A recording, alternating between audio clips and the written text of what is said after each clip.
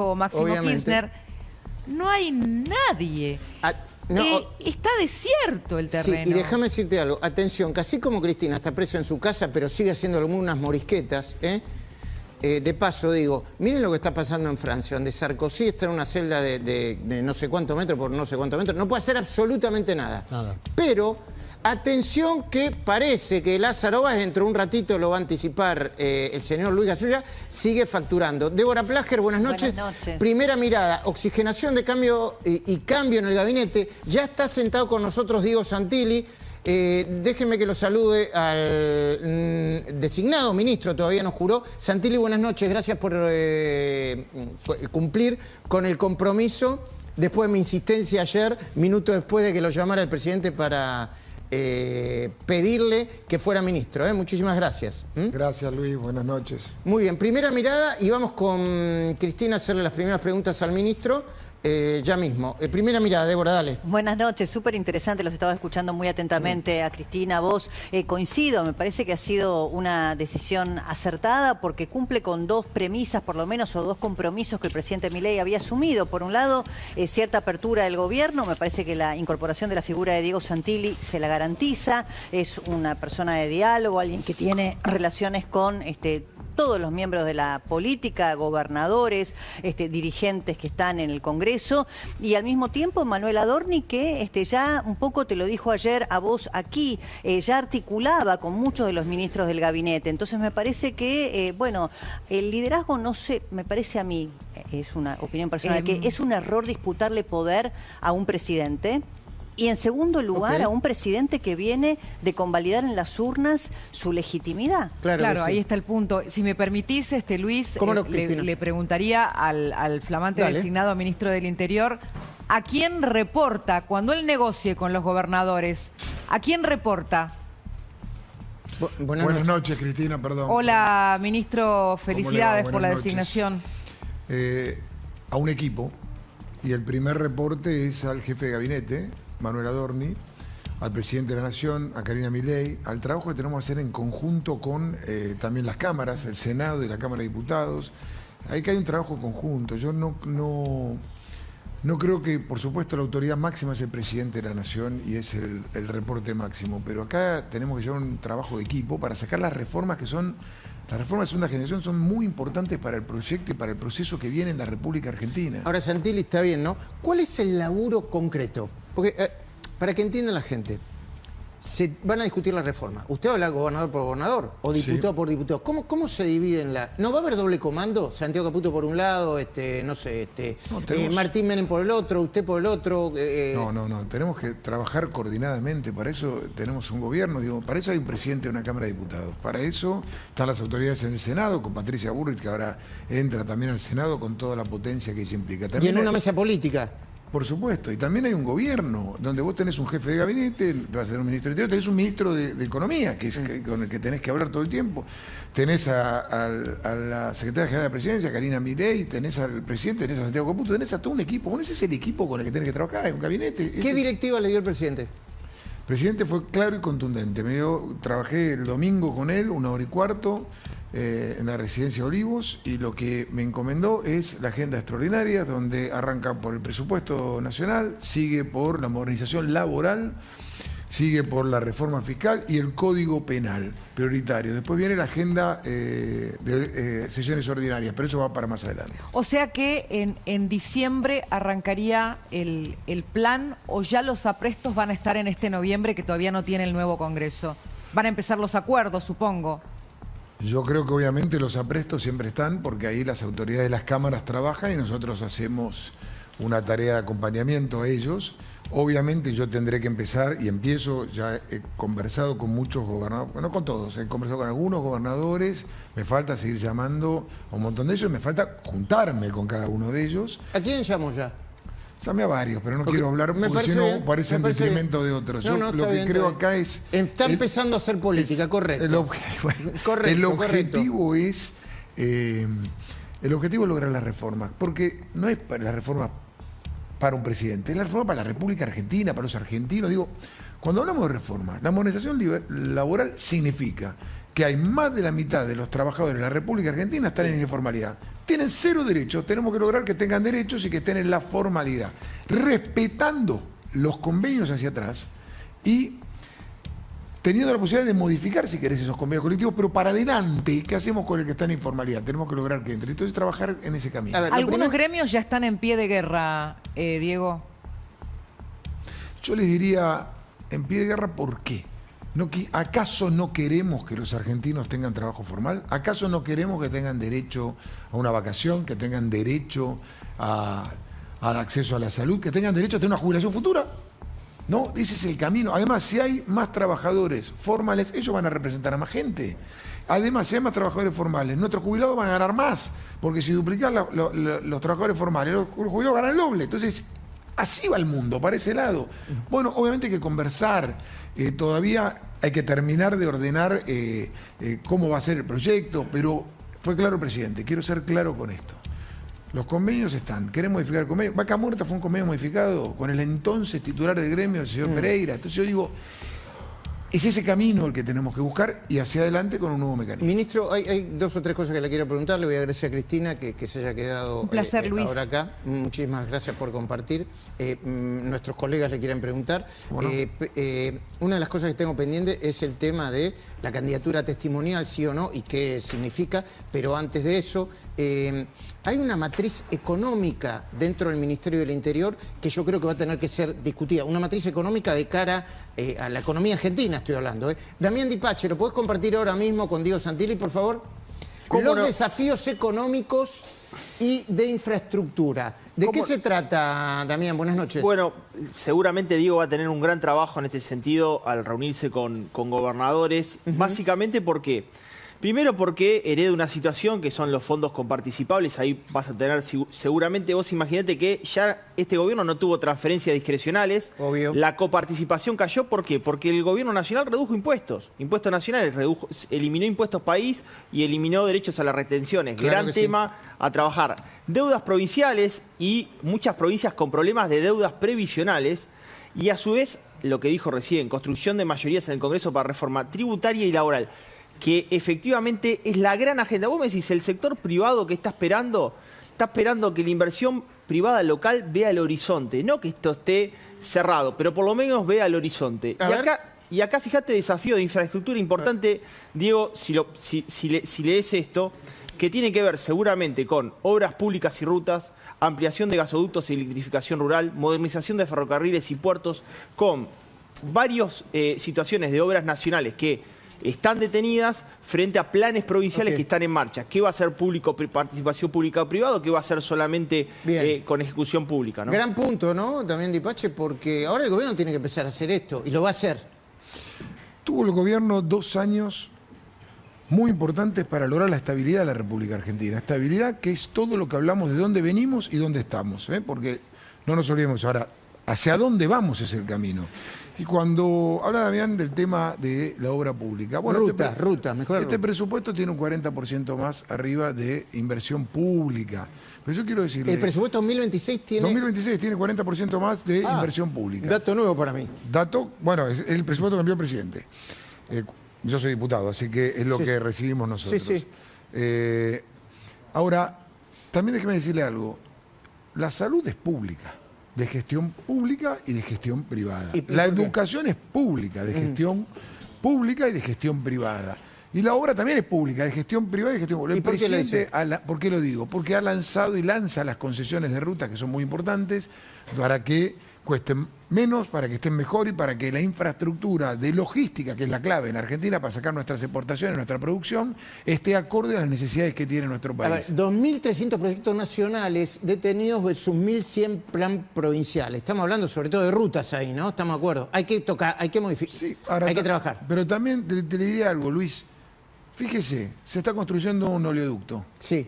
Ese oleoducto va a ayudar a la exportación de 15.000 millones de dólares para Argentina de petróleo. Bien. ¿Quién lo está haciendo? ¿Quién lo está haciendo? Sector privado. Ese camino es parte de lo que el presidente Milei ha establecido y establece todo el tiempo. Entonces me parece que esa es la clave. Y obviamente es la agenda que vamos a charlar con los gobernadores para poner arriba de la mesa y entender un montón de situaciones que vayan. Como premisa básica, está claro que la Argentina va a crecer si sostiene y consolida el equilibrio fiscal, que es innegociable para el presidente de la Nación. Innegociable. Otra de las cosas que se va a discutir es la reforma laboral. Compartimos con nuestra colega Silvina Martínez de qué se trata para profundizar con el nuevo ministro Diego Santilli. Reforma laboral. ¿Por qué Argentina debe cambiar, Silvina? ¿Qué tal? Buenas noches. Sí, exactamente. Mira, te traje algunos números que van a permitir analizar este tema de por qué la Argentina tiene que cambiar en torno a este punto. La Argentina es uno de los países con mayor litigiosidad en temas laborales de la región. Claro. Mira, está 21 veces mayor que Chile, la Argentina, y 15 veces mayor que España. Wow.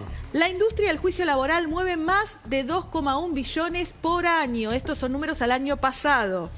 En 2024 se iniciaron más de 125.000 nuevos juicios, temas laborales de riesgo de trabajo, y el stock de expedientes sin resolver alcanzaba a fines del 2024 los 300.000. Wow. En la provincia de Buenos Aires se concentran más de 50.000 demandas. Acá también vemos cómo juega la provincia. Los puntos en debate. Los puntos más importantes: indemnizaciones con mayor previsibilidad, topes claros, negociación colectiva y convenios, porque hay que respetar derechos pero permitir acuerdos sectoriales y contratos más flexibles. Y lo último, para dejar en claro, esto no pone en riesgo los derechos de los trabajadores. En ningún momento se está hablando de quitar derechos a los trabajadores, sino precisamente de adecuar para que tengan mejor trabajo formal y mejores derechos mejor custodiados. Hoy lo hablaba con Julián de Diego, porque van a tener una doble tarea, va a tener usted, ministro. Bueno, ¿ya le puedo decir ministro o no? Todavía no. Bueno, Todavía no asumí, pero bueno, ya estoy trabajando. Ok. Va a tener una nueva tarea, no solamente defender el nuevo proyecto de reforma laboral, sino defender la narrativa. Porque antes de que se empezara a discutir, ya hablaron de no van a quitar los derechos, vamos a trabajar 35.000 horas por mes. No, pero a ver, todo fake, por decirlo de alguna manera, en esa materia. Ahora, quiero ser claro con esto. Más o menos, el número en la Argentina son 23 millones de argentinos con capacidad de trabajo. 23 millones. 23 millones, esa es la masa total. La población económicamente activa. De acuerdo. De los cuales 6 millones tienen trabajo privado en el sector formal. Y no se genera un puesto de trabajo neto hace 15 años en la República Argentina. No se genera una pyme hace 20 años neta en la Argentina. Nueva, o sea, surgen y neta. Te digo, 3 millones el sector público, nacional, integral, total. ¿Y el resto de los 14 millones? Claro. ¿Y el resto qué los condenás? Y digo, bueno, después dividir los 14 millones. Ahora, sin duda, hay un sector enorme que tiene cero derechos.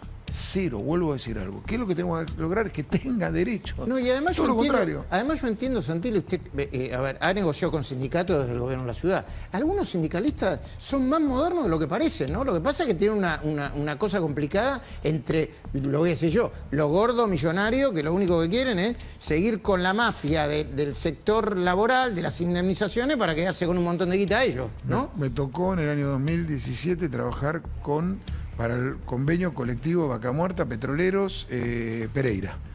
Digo, mirá lo que es Vaca Muerta.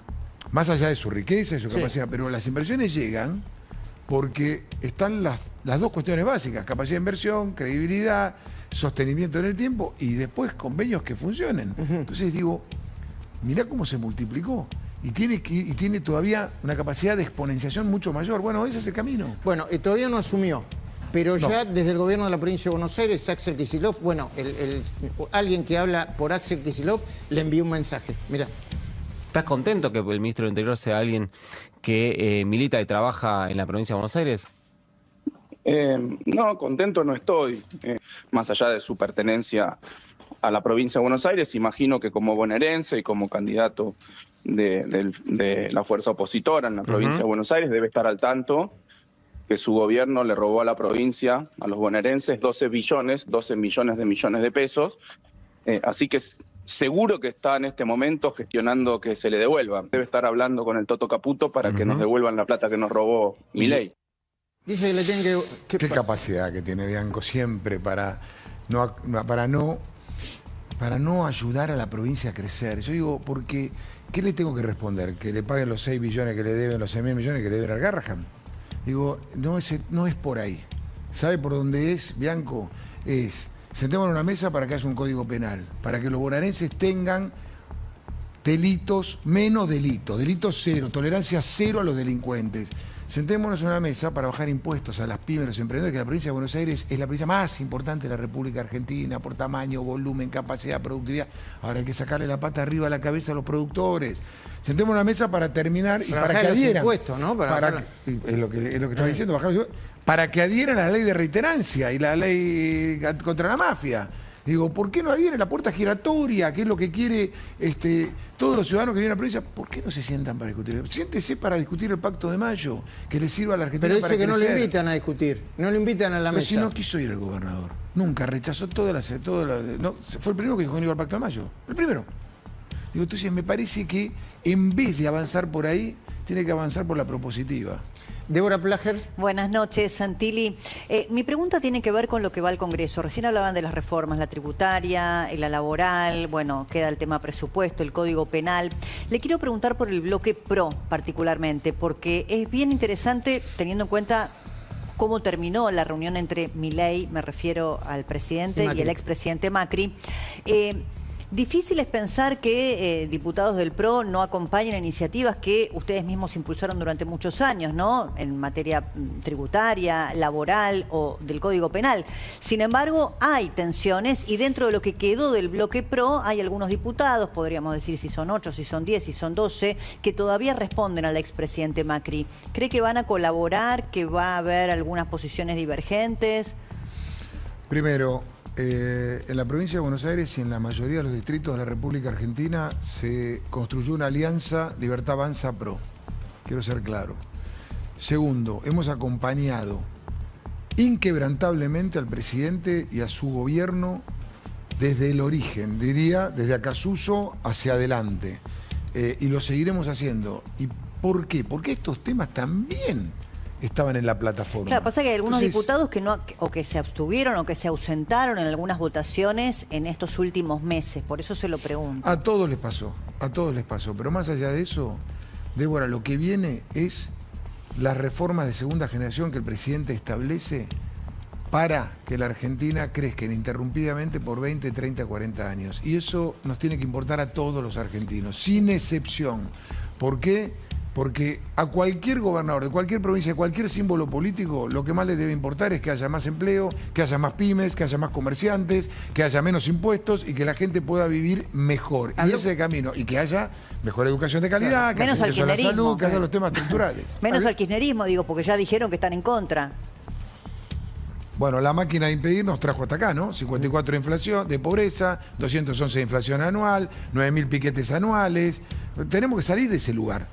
Ya les doy, chicos, Gasulla, Nico Pizzi, lo que quieran preguntar. El ministro generosamente no tiene problemas que le preguntemos, pero ¿habló con Macri? Sí. Cuénteme, pero cuénteme no lo protocolar. Pero usted quiere que yo le cuente mi conversación privada, pero déjeme decirle algo. Cuando me llamó el presidente, cuando yo venía volviendo de Paraná, varias veces lo llamó porque no lo escribió y yo no podía ver porque volvía manejando. Entonces, cuando me llamó, obviamente me quería morir porque me llamó y yo no había escrito y yo no había podido responder. Y me planteó de ser su ministro de Interior, por supuesto que le dije que sí. Cuando corté, lo primero que hice fue llamar a mi mujer, como corresponde, y después lo llamé al presidente del partido de la provincia, Cristian Ritondo, y después lo llamé al presidente Macri. Entonces, y le conté la situación. ¿En ese orden? En ese orden. ¿Y qué le dijo? Que hay que trabajar en conjunto, que estamos de acuerdo en tener una reforma, una modernización laboral, en tener una reforma... Le dijo, me alegro. ¿No le habló de Adorni? No, de Adorni. A ver, el equipo... Un gobernador decide su equipo. Un presidente decide su equipo. Digamos, un intendente decide su equipo. Porque en la reunión, parece que en la reunión estaban solos y primero le sugirió a Horacio Marín. Y después lo puso, dicen como ejemplo, a Marcos Galperín. Y creo que Milei, creo que no le respondió. Pero después es muy probable que haya pensado Milei, pero Galperín metiéndose en el Estado y Horacio Marín, que está muy bien en YPF y que además dijo, esto, tenista Marín, ¿no? Dijo, este es mi Wimbledon, no me saquen de que quiero terminar de jugar el Wimbledon, ¿no? Digo, primero, el equipo lo define el presidente, con sus atribuciones y todas sus potestades.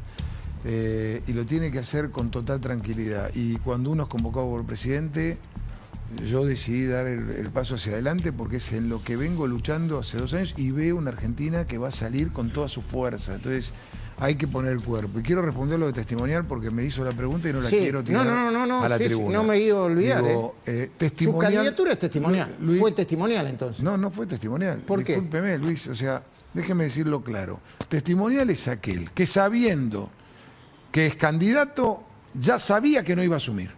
Que asume una candidatura sabiendo que va a volver a su lugar. Eso es testimonial. Ahora le voy a hacer otra pregunta. ¿Y usted no sabía que si le iba bien o que si le iba más o menos le iban a ofrecer un cargo en el gabinete? ¿No se lo imaginaba, Santilli? No, primero no. Segundo, no pensaba que iba a ganar. Está claro que yo pensé que iba. Bueno, entonces, pues si no, parecía. Yo firmé tercero en una lista de diputados. Sí. Después terminé encabezando la lista de diputados. No me veían la boleta, escalaba el Himalaya, hicimos todo lo que hicimos. Ni el presidente ni el que te habla pensábamos que podíamos ganar una elección. Bueno, hubo un trabajo, yo creo que el que decidió es el de arriba. Es el de arriba el que decidió esta elección y la sociedad bonaerense que eligió creer. Y termina el presidente ganando una elección. Yo fui solo un intérprete. Ahora, cuando te convoca un presidente, ¿es sí o no? Yo dije sí. Y eso, testimoniales, vuelvo, porque yo fui candidato en el 2021, siendo vicejefe de gobierno de la ciudad, ministro de Seguridad y Justicia. ¿Sabes qué hice?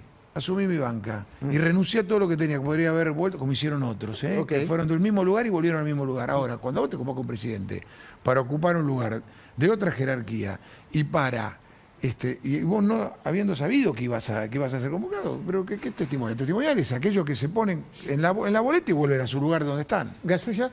Como ministro del Interior, seguramente, o se lo pregunto, ¿hablará con las autoridades de la provincia de Buenos Aires para implementar en el futuro en la Argentina la boleta única de papel en la provincia de Buenos Aires? Me parece que la boleta única de papel ha llegado para quedarse. ¿Sabes por qué? Por la transparencia, por la agilidad. La gente fue a votar, entró, marcó el candidato que quiso y rápido, ágil, transparente. En los cómputos tenían los resultados rápidos, no tuviste que esperar a una mesa en el fondo de cualquier distrito. Entonces, digo, me parece que ha llegado para quedarse y obviamente es un aspiracional de todos los bonaerenses tener la boleta única papel. Hablando de los bonaerenses, el gobernador Axel Kicillof le habló así se dice, al presidente Javier Milei. Falta de convocatoria a través de una carta, pero creo que el contenido principal, lo más importante que quería decir en esa carta es que él podrá tener su ideología, su predisposición, sus afinidades, su idea de lo que es la democracia, pero dejar afuera no al gobernador, sino a 17 millones de bonaerenses es una pésima idea. Eso agrede al federalismo, a la democracia. ¿Qué tiene para decirle? Los bonaerenses dieron una elección el 26 de octubre. Eligieron creer. Quieren un cambio, quieren vivir tranquilos y sin que los roben todos los días por la calle y tener miedo a ver un motochorro. Quieren ver a sus hijos aprendiendo en la escuela, quieren ver a los papás y a las mamás trabajando, quieren ver a las pymes, a los emprendedores, a los comerciantes generando laburo y desarrollándose. Entonces, basta de retórica.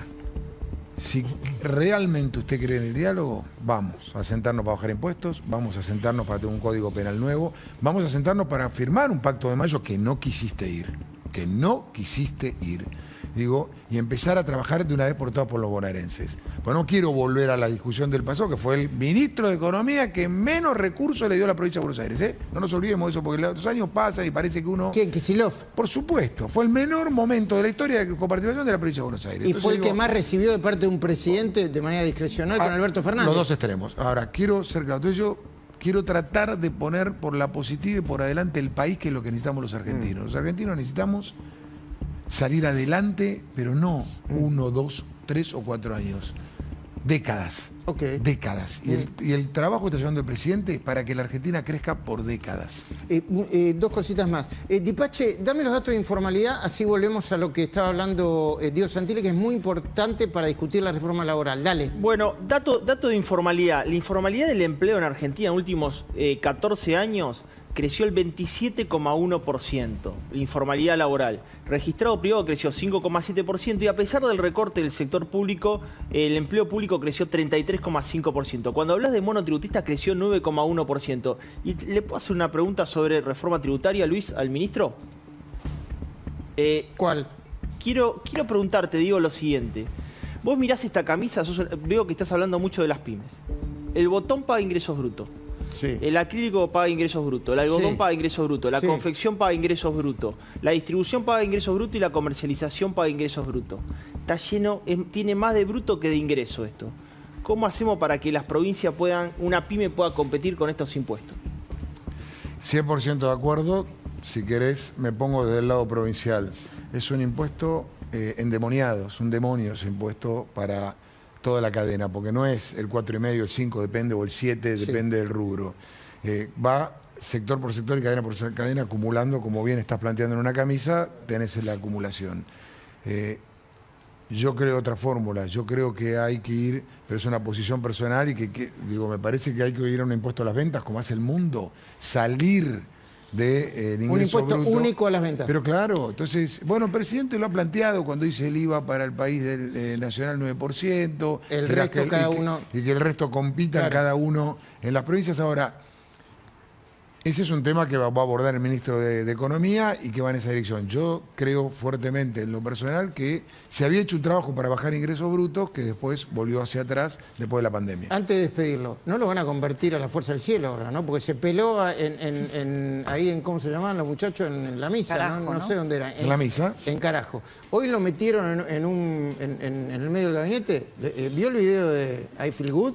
¿No? Ah, ¿no lo vio? Pero ponelo, por favor, antes pero de no me gusta cómo me queda, pero bueno, tuve compromiso, pero los compromisos se cumplen, la palabra se cumple. A ver, mire esto, a ver qué piensa de esto. Me parece que lo van a descualquierar, como diría. Mira cómo entra el presidente. Ahí está. Eso lo mandó a la oficina del presidente, Ahí está.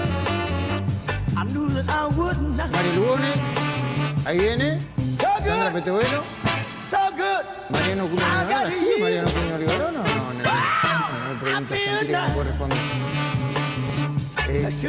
María Ibarzábal, Quirno, ahí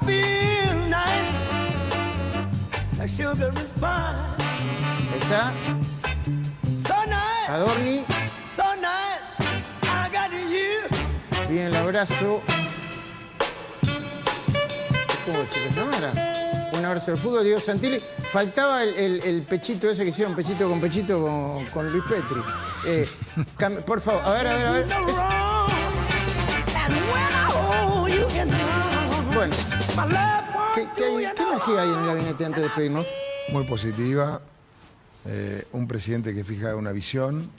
Los ministros que dan su posición. Hoy fue mi debut y me parece muy auspicioso y obviamente yo tengo una tarea clara. Yo ya empecé a trabajar, todavía falta la designación, tampoco hay que descuidar el Congreso, porque el Congreso, vos recordá o recuerden ustedes que es el gobierno con una minoría parlamentaria nunca vista. Ahora va a tener un número mucho mejor y vamos a tener mayores posibilidades, pero arrancó con el 10% de los senadores y el 14% de los diputados. Gracias por cumplir el compromiso, ¿eh? Yo lo agarré, creo que fue el tercer llamado, entró después. El presidente, el tercer llamado fue el mío. No pude hablar con mis hijos y lo atendió usted, Luis. Bueno, enseguida voy con mi comentario, la gran apuesta, pero quería una primera mirada sobre el cambio de energía que hay en el gabinete, el cambio de oxígeno que hay en el gabinete, Débora.